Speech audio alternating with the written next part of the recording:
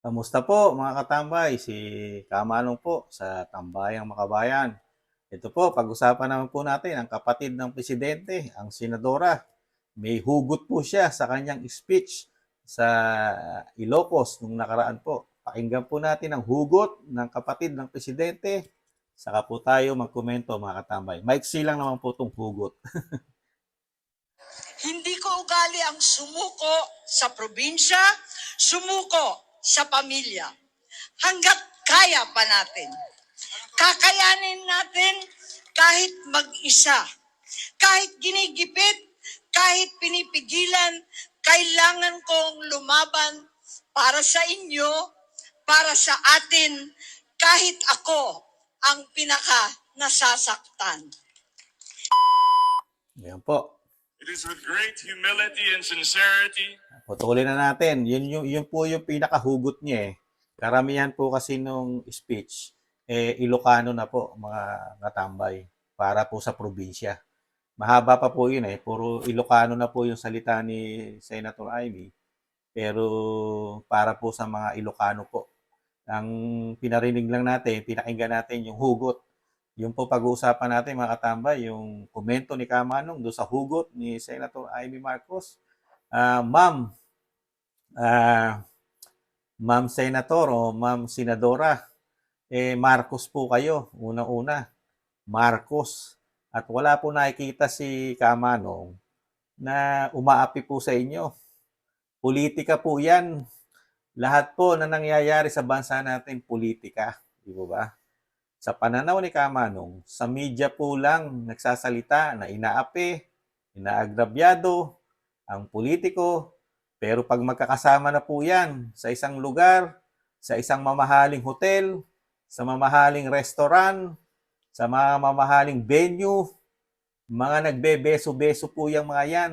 Komento ni Kamanong, mga kumadre, kumpadre, di ba? Sila-sila rin po yon. Mga magkakaibigan po sila. Yung sinasabi ni Senator Amy Marcos na hindi niya na kaya ang nangyayari sa bansa natin. Ang tanong ni Kamanong, di po ba kayo ang nag-push na yung inyong kapatid maging presidente? Di po ba? Kayo po ang nag-endorso sa mga Pilipino sa amin na inyong kapatid napakagaling na maging presidente ng bansa natin na magiging kapalit ng dating presidente Rodrigo Duterte. Di po ba, Manang Amy? Kayo po ang nag-push at niligawan nyo pa ng gusto ang aming BP na si BP Sara sa Mindanao. Di po ba? Dahil nung sinasabi nga po, nung panahon ni Pangulong Duterte, ayaw tumakbo ni BP Sara, ano po ginawa ni Pangulong Duterte? Ipinus niyang patakbuhin yung dalawa na ang alam niya magiging mahusay rin mga lingkod bayan, di ba? Una-una si Bongo. Tapos pangalawa si Bato. Di po ba? Kasi meron na rin po kasing question sa pagkatao po na inyong kapatid, di umano, si Pangulong Duterte, di po ba? Meron na po siya nakikita sa inyong kapatid na ngayon mismo, kayo ang nagsasabi ngayon na may problema kayo sa kapatid nyo. Di, Manang Amy, Senadora, kung ganun po pala, tumatama po yung sinasabi ni Pangulong Duterte na di umano, yung inyong kapatid, una-una, pagdating sa leader, pagiging leader, weak leader. Di po ba? Kasi mismo kayo nagkakaproblema sa kapatid nyo na hindi nyo na siya napapasunod dahil kayo ay Marcos at yung legacy ng ama nyo na si Ferdinand Senior Marcos nawawala na ron sa tinutumbok o sa nilalakaran o sa direksyon kung saan tutumbok yung administrasyon ng inyong kapatid na sana masama yung legacy ng dating Pangulong Marcos Senior. Di ba? Tapos sasabihin nyo ngayon sa amin na kayo may nangaapi sa inyo. Mahirap apihin ang isang Marcos, ang isang Romualdez. Di po ba? Makapangyarihan po kayo, lalo sa pera. You know? Pera, kapangyarihan sa politika. Di po ba? Sino po mga api sa inyo? Hindi po pang-aapi yon. Sa tingin ni Kamanong, hindi pang-aapi ang nangyayari po sa inyo. Part po ng politics yan. Kasi talagang nangyayari po sa isang pamilya yun. Lalo na kung may mga spoiled brat. Nangyayari po sa mayayaman yan. Mga spoiled brat po, di po ba? Na sila-sila po, karamihan po sa mayayaman, hindi naman magkakasundo. Di po ba? Dahil nga sobra-sobra ang ginhawa sa buhay. Di po ba? Mga spoiled. May mga kanya-kanyang isip. Di ba? Yung iba dyan, hindi na sumusunod. Kahit matanda ka pa, hindi ka susundin. Di ba? Nangyayari po sa mga mayayaman niya, sa mga bilyonaryo, karamihan, kadalasan, di ba? Komento ni Kamanong, ganyan po. Kaya, kayo po pala unang-una, kayo nakakaalam sa kapatid nyo. Bakit ipinus nyo maging presidente namin? May problema pala na hindi pala kayo susundin niya kahit kayo ate. Di ba? Mismong ate na. Di ba? Nagkakati. Parang sinasabi nyo sa amin ngayon, parang yung pagkakamali nyo, parang ang gusto nyo, makabalik ulit dahil nga sa susunod na taon, tatakbo ulit kayong senadora, di ba? Magre-return to senator kayo dahil expired na yung inyong pagiging senador next year. Kaya ang tingin ni Kamanong, part pa rin ng politics ito, mga katambay. Di ba? Di ba? Kasi ang pananaw ni Kamanong, pag sarado ng pinto ng mga bahay nila at magkakasama sila, magkakasundo pa rin sila dahil sila ay magkakadugo. Di ba? Una-una, magkakadugo. Pare-pares mayayaman. Saan ba sasama ang mayaman? Di ba? Di ba sa kapwa mayaman? Di ba? Logic lang po mga katambay, di ba? Ang mga bilyonaryo, sino po ang karamihang mga kasama niyan? Mga kaibigan, mga kahalubilo. Di ba? Puro bilyonaryo, puro mayaman. Di ba ganun din ang mga politiko? Di ba? Pag panahon ng politika, batuhan ng putik yan. Batuhan. Para siyempre, umangat sila. Iaangat nila yung sarili nila. Pero pagka nagtagumpay na sila doon sa hinahangad nilang pwesto sa ating bayan, sa ating gobyerno, magkakaibigan ulit yan. Magkukumpare, magkukumari yan. Mga magbe-best friend yan. Nagtatawanan yan. Nagpa-party. Di ba? Yan ang politika. Di ba? Saan po nangyayari yan? Media mileage lang po yan sa tingin ni Kamanong. Yung mga hugot ni Senator Amy, nahandyan na yun. Nahandyan na problema ng bansa. Nagka-problema na. Mismo kayo nagsasabi, malaki problema ng kapatid nyo.